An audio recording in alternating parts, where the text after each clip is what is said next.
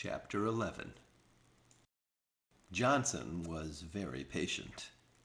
Realizing that Hale was distracted, he did not insist on the cooperation he deserved.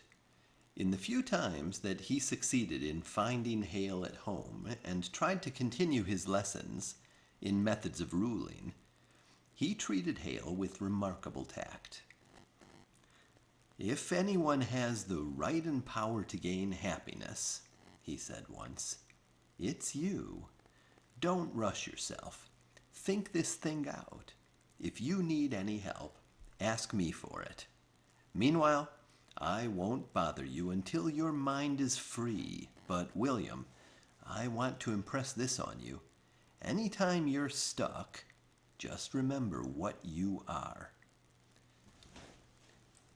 From then on, he kept away entirely to allow his partner to solve his personal problems.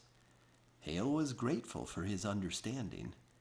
At the moment, he couldn't even think about cooperating with Johnson. He was too absorbed in teaching Gloria to enjoy the arts. He thought she was making progress. Drinking highballs in a club after a play, he asked, "What did you think of it?" "I don't know. I didn't like it much." He brightened. "Why?" "Well, you said the main thing about any kind of literature isn't the premise. Isn't that right?" "That's right. Any premise is acceptable. Go on." She lifted her great serious eyes to his.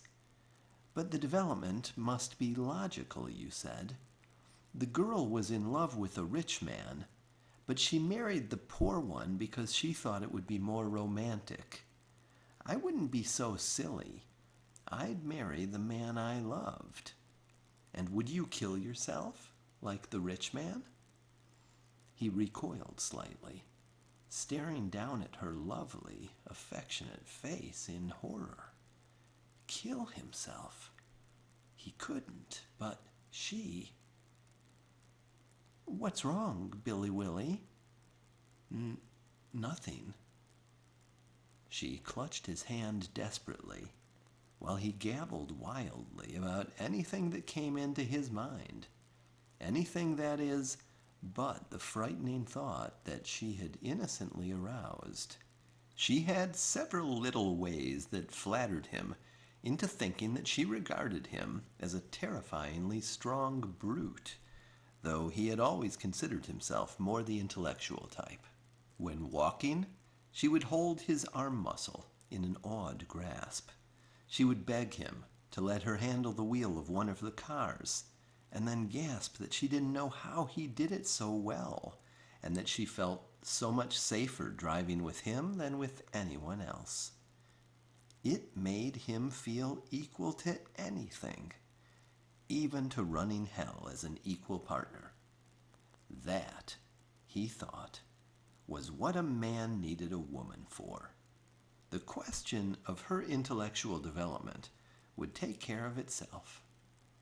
He was incredibly happy, except for one upsetting thought.